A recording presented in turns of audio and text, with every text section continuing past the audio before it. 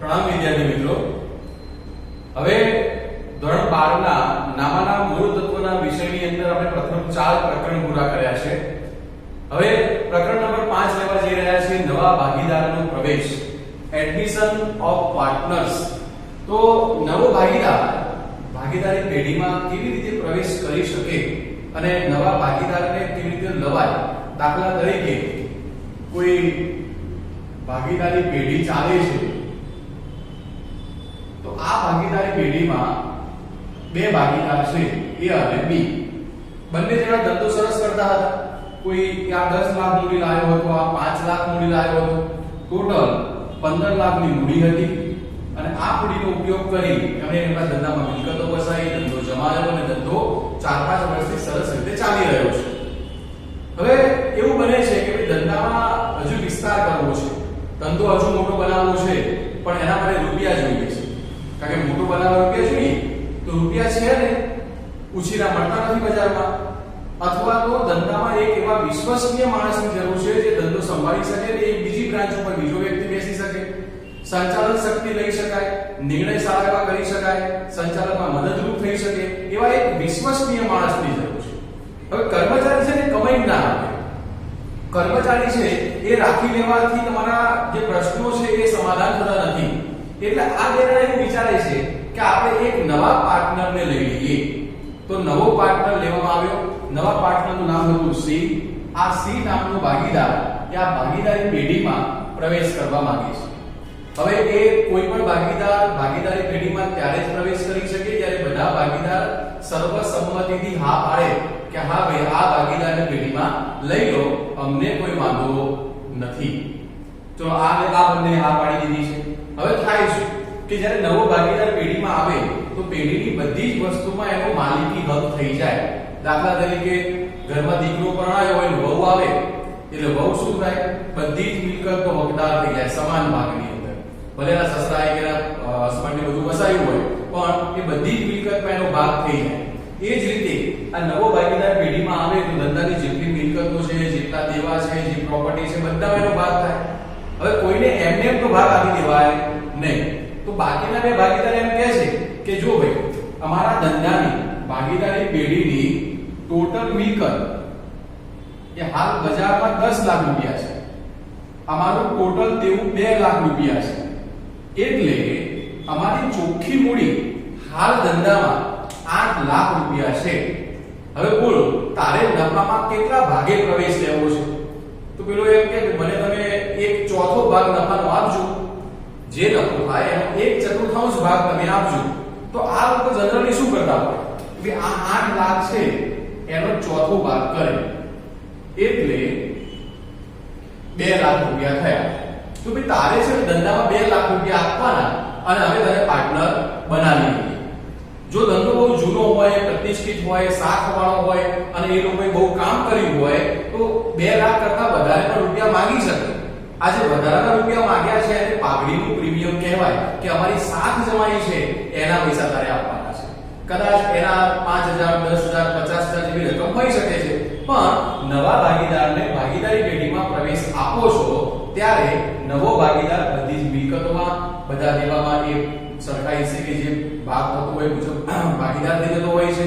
એના બદલામાં એને જે રકમ આપવી પડે એ રકમ ધંધામાં જ રહે।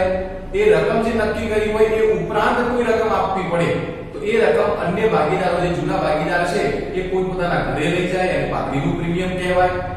હવે કોઈ નવો ભાગીદાર આવે તો એ વખતે કેવી પરિસ્થિતિનું નિર્માણ થશે, હિસાબી બાબતોમાં કેવા પ્રકારના ફેરફાર થશે તે આપણે સમજવાનો પ્રયત્ન કરીએ।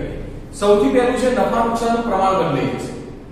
કેમ કે દાખલા તરીકે આ બંને જણા નફો સરખી રીતે વહેંચતા હતા અડધો-અડધો, હવે નવો ભાગીદાર આવ્યો તો એને નફાનો ભાગ આપવો પડશે તમારે, માટે નફા નુકસાનનું પ્રમાણ બદલાઈ જશે।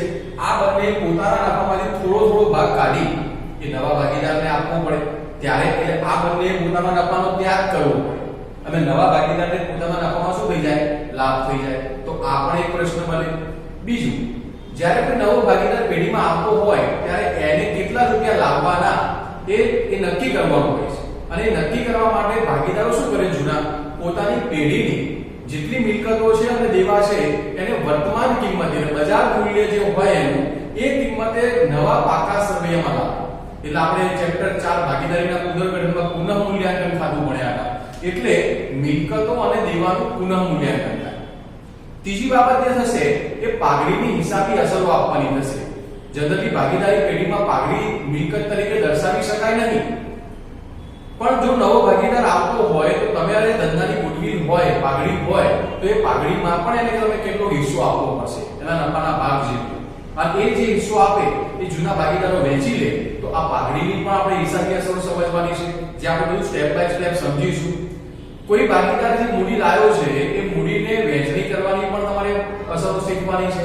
તો ઇન શોર્ટ, નવો ભાગીદાર આવવાથી જૂની ભાગીદારી પેઢીનું વિસર્જન થાય અને નવી ભાગીદારીનું સર્જન થાય. તો એ નવી ભાગીદારી બને, નવું પાકું સરવૈયું બનશે. એ બધી બાબતોની અહીંયા આપણે હિસાબી અસરો આપતા શીખવાનું છે. તો ફર્સ્ટ ઓફ ઓલ આપણે એ શીખીએ કે નફા નુકસાનનું જો પ્રમાણ બદલાય તો કેવી રીતે બદલાય, એને કેવી રીતે બદલવામાં આવે છે, એની ગાણિતિક સમજ શું છે એ વિષય વસ્તુનો આપણે અહીંયા અભ્યાસ કરીએ. તો પહેલો ટોપિક છે નફા નુકસાનનું પ્રમાણ બદલવાના દાખલા.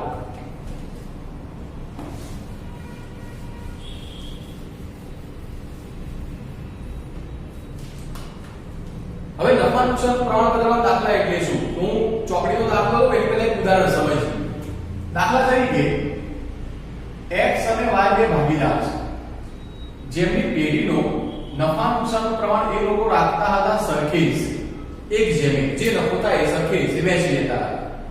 હવે એમને એક નવા ભાગીદાર z ને પેઢીમાં પ્રવેશ આપ્યો, નવો ભાગીદાર.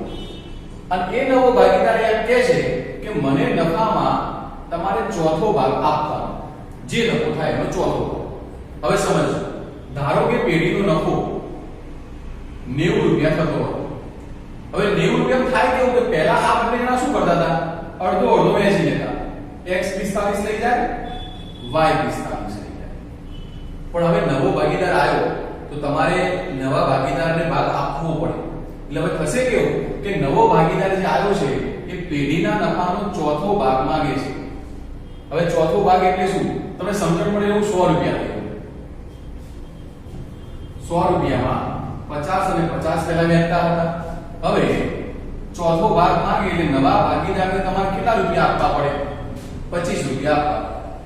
હવે આ લોકોને પહેલા 50 મળતા હતા, હવે એટલા નહીં મળે, કારણ કે એમાંથી 100 માંથી 25 રૂપિયા તો આ લઈ ગયું. તો હવે વધ્યા કેટલા? 75 રૂપિયા. આ 75 ના એ અડધા અડધા કરી દેશે. હવે અડધા અડધા કરે તો આપણે 37.5 આને મળે, 37.5 આને મળે. તો આ x ને નફો આટલો થયો, y ને નફો આટલો થયો, z ને નફો આટલો થયો. એટલે થાય કેવું કે જ્યારે ભાગીદારી પેઢીમાં કોઈ ભાગીદાર પ્રવેશ કરે તો મોટા ભાગના કિસ્સામાં દરેક વખતે નહીં, જૂના ભાગીદારને જે પહેલા નફો મળતો હતો એના કરતા હવે નફો કેવો મળે? ઓછો મળે. ઓછો મળે એટલે શું કર્યું? અમે ત્યાગ કર્યો. હવે કેટલો ત્યાગ કર્યો પણ સમજી શકાય. જો આને 5 રૂપિયા 50 પૈસાનો ત્યાગ કર્યો, કે પહેલા 50 મળતા હતા, હવે 37.5 મળે છે. તો આ રીતે ભાગીદાર પોતાના નફાનો ત્યાગ કરે. આને 12.5 રૂપિયાનો ત્યાગ કર્યો, આને પણ 12.5 રૂપિયાનો ત્યાગ કર્યો. આ બંનેના ત્યાગનો જો સરવાળો કરી દઈએ તો નવા ભાગીદારના ભાગ જેટલો થઈ જાય. એટલે નવા ભાગીદારને નફામાં ભાગ કેવી રીતે આપવો એનો દાખલો સમજીએ. હવે પાઠ્યપુસ્તકમાં આપ્યા છે એ દાખલાનો અભ્યાસ કરીએ.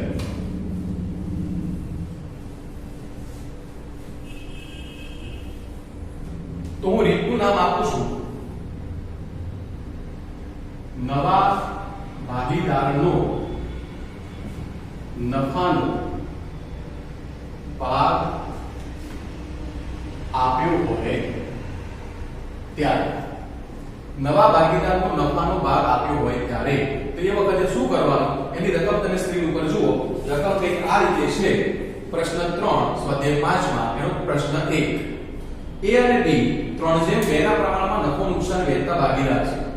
તેમને C નામના ભાગીદારને 1/4 ભાગ આપવાની શરતે પ્રવેશ આપ્યો. તો હવે A, B અને C નું નફા નુકસાનનું પ્રમાણ શોધો. તો ફર્સ્ટ ઓફ ઓલ નફા નુકસાનનું જૂનું પ્રમાણ A અને B વચ્ચે કેટલું હતું? તો કે 3/2. નવા ભાગીદાર C ને કેટલો નફો આપવાનો છે?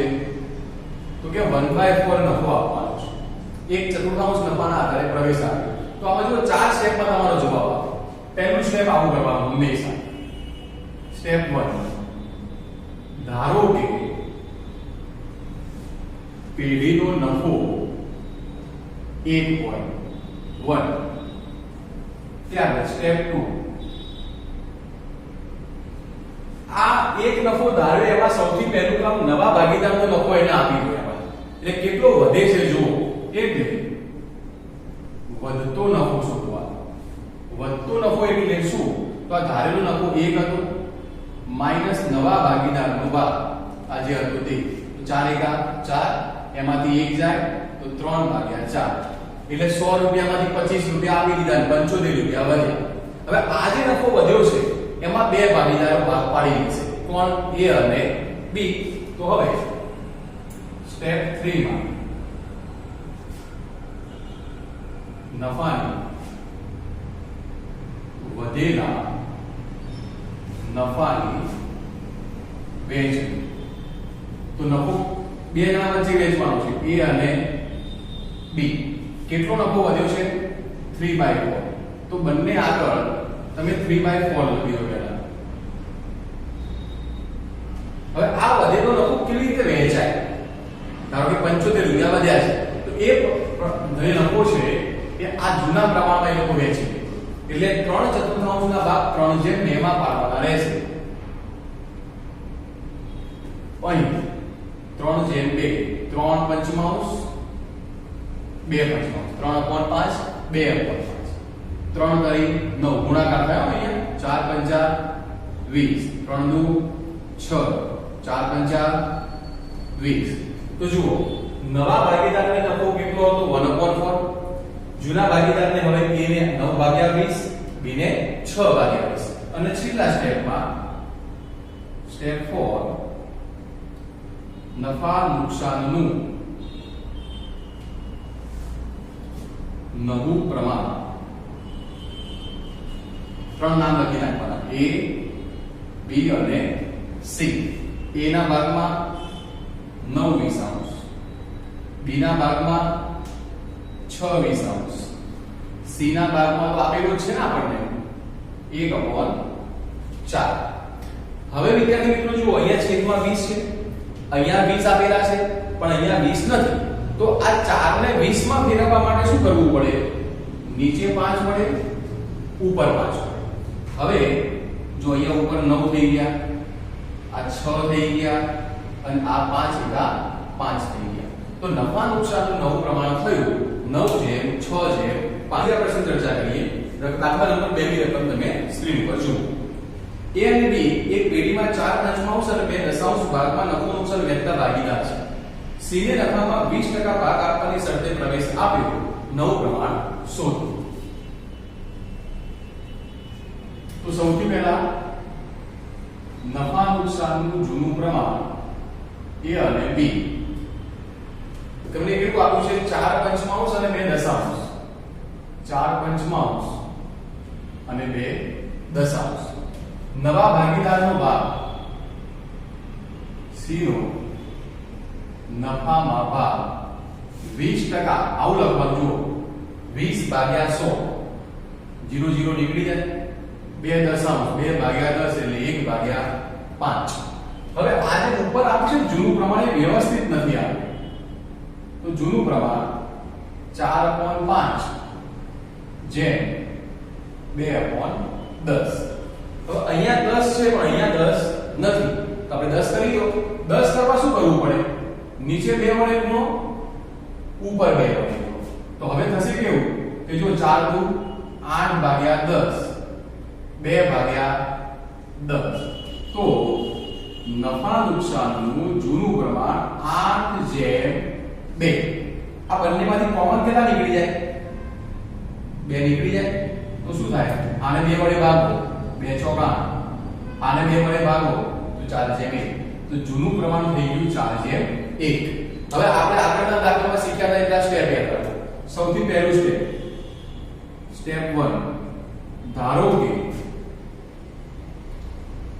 પેઢીનો નફો 1 હોય.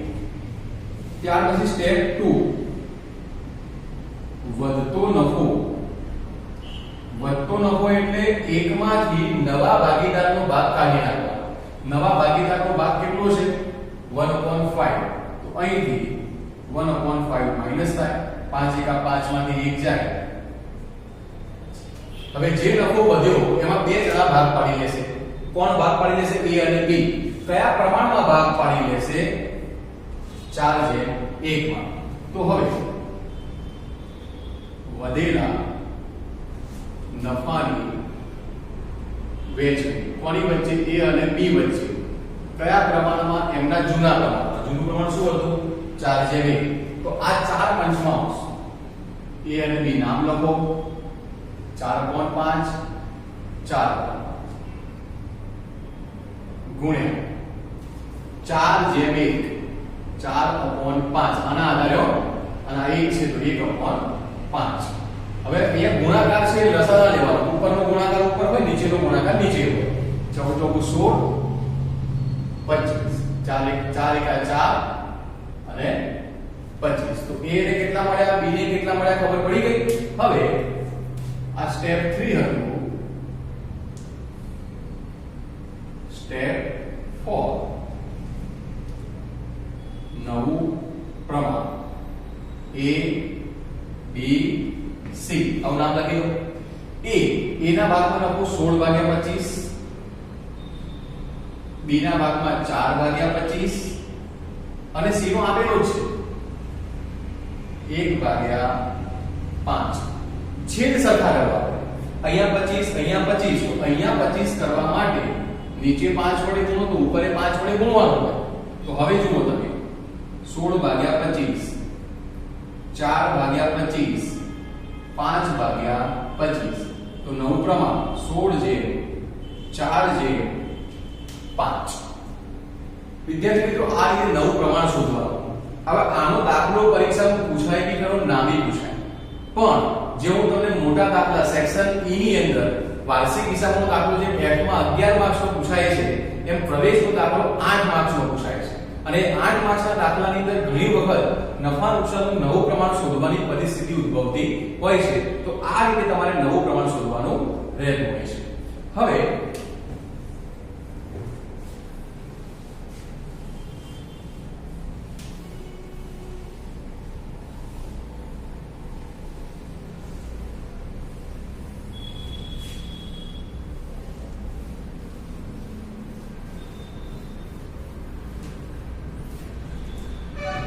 નવું પ્રમાણ શોધવાની રીતો ઘણી બધી છે. એમાંની એક રીતનો અભ્યાસ કર્યો કે નવા ભાગીદારનો ભાગ આપ્યો હોય ત્યારે. હવે આપણે રીત નંબર 2 માં છે. રીત નંબર 2 છે કે ભાઈ જૂના ભાગીદારોનો ત્યાગ આપ્યો. એટલે નવો ભાગીદાર તરીકે આ રીતે હોય. A અને B ભાગીદાર હતા. આમનું પ્રમાણ 2/3 હતું. નવો ભાગીદાર C આવ્યો. એને નફામાં ધારો કે 1/4 નફો લેવો છે. ઉદાહરણ તરીકે એમ કહું કે 30 રૂપિયા નફો લેવો છે. હવે આ 30 રૂપિયામાંથી A કેટલા આપશે અને B કેટલા આપશે એવું દાખલામાં જો આપેલું હોય એમ લખી કે જો ભાઈ હું A પાસેથી 17 રૂપિયા લઈશ, B પાસેથી હું 13 રૂપિયા લઈશ. તો આ છે ને A નો ત્યાગ આવ્યો કહેવાય. એટલે A ને જે નફો મળવાનો છે એમાંથી એને 17 રૂપિયા હવે ઓછા મળશે. B ને જે નફો મળતો હતો એમાંથી એને 13 રૂપિયા પહેલા કરતા કેવા મળશે? ઓછા મળે. તો ઘણી વખત એવું બને કે જે નવો ભાગીદાર આવ્યો છે એનો નફો આપ્યો હોય અને એ નફામાંથી કેટલો ભાગ કોની પાસેથી લેશે એવું આપેલું હોય. એનો મતલબ એ થયો કે જૂના ભાગીદારોનો ત્યાગ આપેલો છે. હવે દાખલા તરીકે આ બંનેને પહેલા 50 રૂપિયા મળતા નફામાં. હવે આને 30 રૂપિયા આપવાના છે એટલે એ શું કહે છે કે હું 17 રૂપિયા આપીશ. તો એનો નફો 17 રૂપિયા ઘટી જાય. B ને કેટલા આપવાના છે? 13 રૂપિયા આપવાના છે. કેટલા ઘટી ગયા? તો આ ભાઈને હવે કેટલા મળવાના? 33. આમને કેટલા મળવાના છે? હવે 37. તો ત્યાગ આપ્યો હોય તો નવું પ્રમાણ શોધવા માટેનું સૂત્ર કેવું થાય કે આપણે બોર્ડ પર જોયું.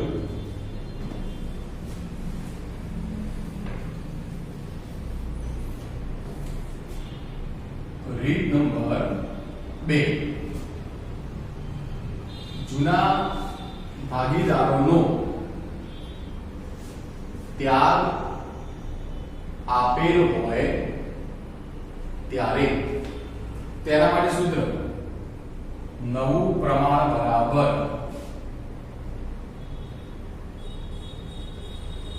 જૂનું પ્રમાણ માઈનસ એમનો ત્યાગ. એમની જે પહેલા મળતો હતો એમાંથી જે ત્યાગ કરે છે માઈનસ કરો એટલે હવે જે મળે છે એ એમ કયું પ્રમાણ થઈ જાય? નવું પ્રમાણ થઈ જાય. તો આપણે દાખલામાં જોઈએ. એના જેવો દાખલો લઈએ. દાખલા નંબર આપણે 4 લઈએ છે પ્રશ્ન 3 માં. સ્ક્રીન ઉપર લખાવશું. A અને B બે જેમ એકના પ્રમાણમાં નફો નુકસાન વહેંચતા એક પેઢીના ભાગીદાર છે. તેઓએ C ને નફામાં 1/5 ભાગે પ્રવેશ આપ્યો. હવે આગળ કહે છે C તેના ભાગ પૈકીનો 1/5 ભાગ A પાસેથી અને 1/5 ભાગ B પાસેથી મેળવશે. તો અહીં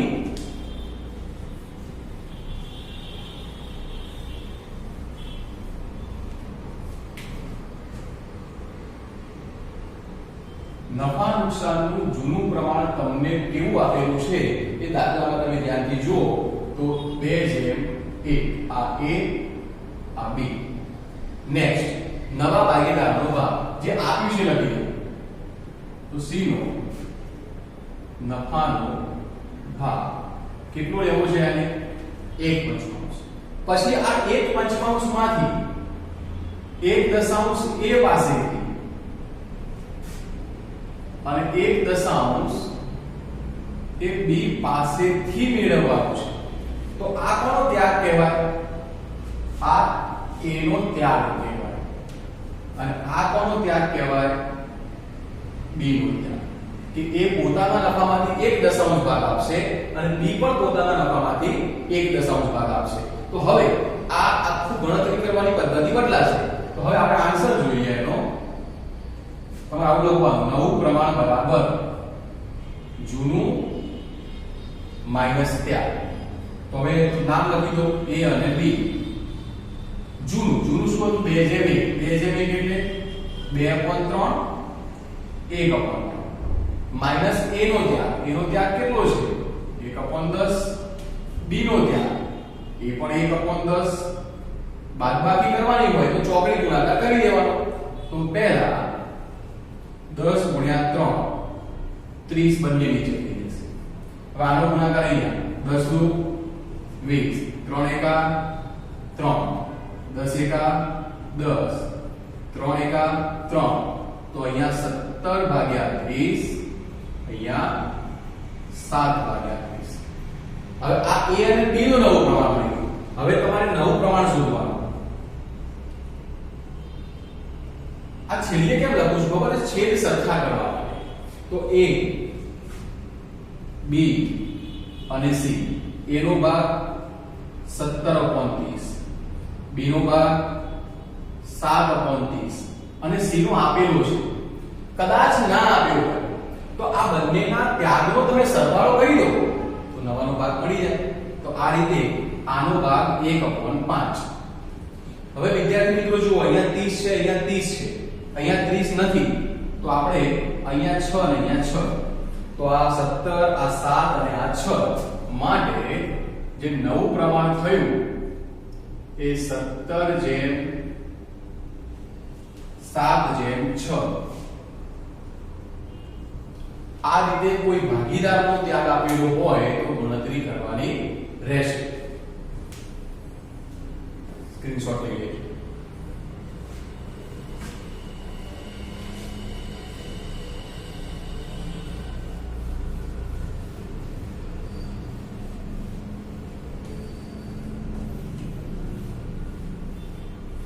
હવે એના જેવો હજુ એક દાખલો જોઈએ. દાખલા નંબર 5. રકમ જો A, B અને C 5/3/2 ના પ્રમાણમાં નફો નુકસાન વહેંચતા ભાગીદાર છે. B ને નવા ભાગીદાર તરીકે પેઢીમાં દાખલ કર્યો. તે A તેના ભાગમાંથી 1/20 અને B તેના ભાગમાંથી 3/40 ભાગ D ની તરફેણમાં ત્યાગ કરશે. ભાગીદાર જૂના કેટલા છે? રકમમાં જોજો તમે.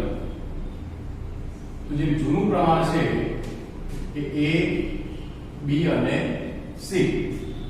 પ્રમાણ શું આપ્યું છે તમને? 5/3/2. કોને ભાગીદાર તરીકે દાખલ કર્યો? D ને. પણ કેટલા નફાના ભાગે દાખલ કર્યો આપ્યું નથી. તો નવો ભાગીદાર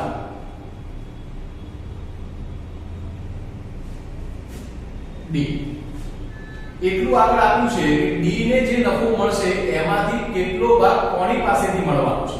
તો એમને એવું લખ્યું કે એ પોતાના ભાગમાંથી કેટલો આપશે 1/20 આપશે. એટલે બીજી માહિતી આવી છે એનો ત્યાગ 1/20 આપશે. પછી આગળ વાંચો. આગળ લખે છે બી પોતાના ભાગમાંથી 3/40 ભાગ આપશે. મતલબ બી પોતાના નફાનો જે ભાગ આપે છે એ બી નો ત્યાગ.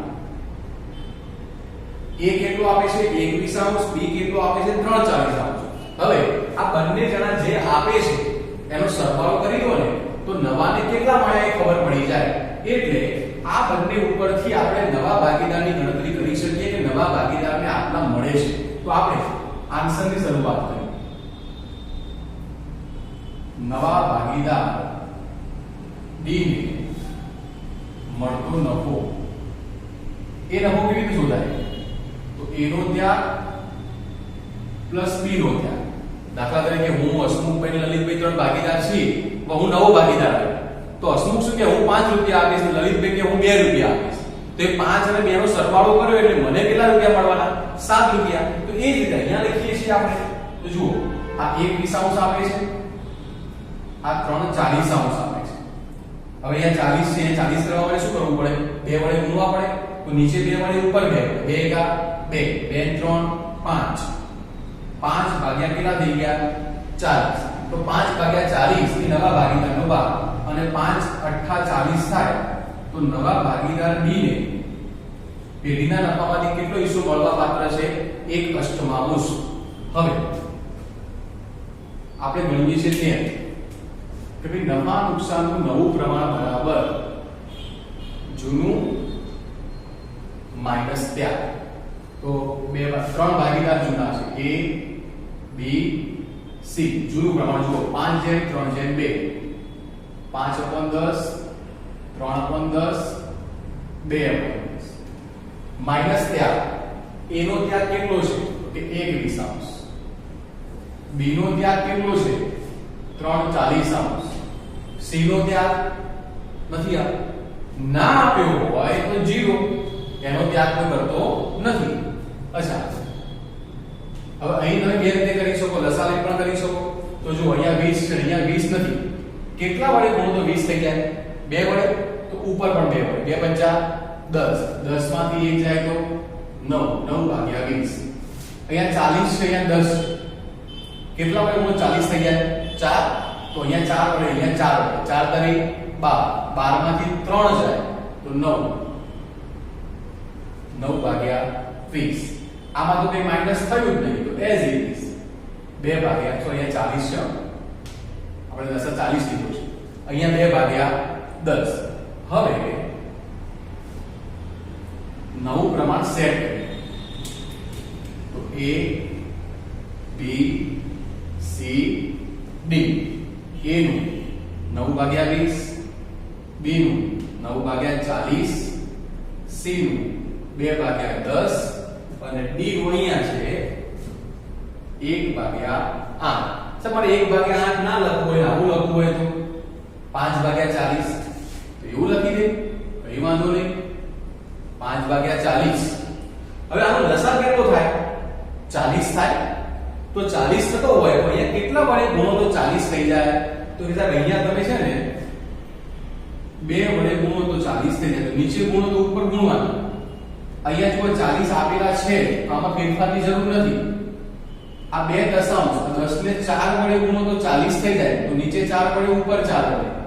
અને અહીંયા 40 આપેલા જ છે. તો નીચે 40 કરવા માટે જે ગુણાકાર કરો એ ઉપર કરવો પડે. તો હવે 9 દુ 18, 9 2 ચોક 8 અને પેલા કેટલા છે? 5. તો 18/9/8/5 આ 4 ભાગીદારો વચ્ચેનું પ્રમાણ થઈ ગયું. એટલે મિત્રો આપણે રીત નંબર 3 માં જઈએ, જેમાં નફા નુકસાનનું પ્રમાણ શોધવાની નવી રીત છે. એમાં રીતનું નામ છે ત્યાગનું પ્રમાણ આપેલું હોય ત્યારે. કે જો ત્યાગનું પ્રમાણ તમને આપે તો તમારે ગણતરી કેવી રીતે કરવી? તો ત્યાગનું પ્રમાણ આપ્યું હોય એટલે શું? દાખલા તરીકે A અને B ભાગીદાર છે. આમનો ધારો કે પેઢીનો નફો 100 રૂપિયા થતો હતો. હવે નવો ભાગીદાર આવ્યો C. C સી એમ કે છે મને તો તમારે નફામાં 20 રૂપિયા આપવા પડશે. હવે આ 100 માંથી 20 રૂપિયા તમે આપી દો તો વધવાના કેટલા રૂપિયા છે? 80. એ બરાબર છે. પણ આ જે 20 રૂપિયા છે, આ જે 20 રૂપિયા છે એ કેવી રીતે તમે આપશો? હવે આ જે 20 રૂપિયા તમારે આપવાના છે એમાં દાખલામાં કીધું હોય કે સી આ નફો A અને B પાસેથી 3:2 ના પ્રમાણમાં મેળવશે. એનો નફો 3:2 ના પ્રમાણમાં મેળવશે આવું આપેલું હોય તો એ વખતે આના બે ભાગ થાય 20 રૂપિયા. 20 ગુણ્યા 3 પંચમાંશ 20 ગુણ્યા 2 પંચમાંશ તો 60 ભાગ્યા 5 12 અને અહીંયા 8. એટલે આ 20 રૂપિયામાંથી A પાસેથી એ 12 રૂપિયા લેશે અને B પાસેથી એ 8 રૂપિયા લેશે. તો આ A નો ત્યાગ કહેવાય, આ B નો ત્યાગ કહેવાય. જનરલી આ 100 ના ભાગ કરો એટલે 50 50 મળતા હતા પહેલા એમ. પણ 50 માંથી 12 રૂપિયા તો આ A આપવાના છે, 8 રૂપિયા આને આપવાના છે. એટલે નિયમ પેલો એનો એ જ છે, જૂનું માઈનસ ત્યાગ. પણ અહીં C ના નફાના બે ટુકડા કરવા પડે, કોના ભાગમાં કેટલો ત્યાગ છે તે શોધવા માટે. અને શોધાઈ જાય પછી તમારે આ જે આગળનું સ્ટેપ હતું એ ફોલો કરવાનું છે. તો આપણે દાખલો જોઈએ.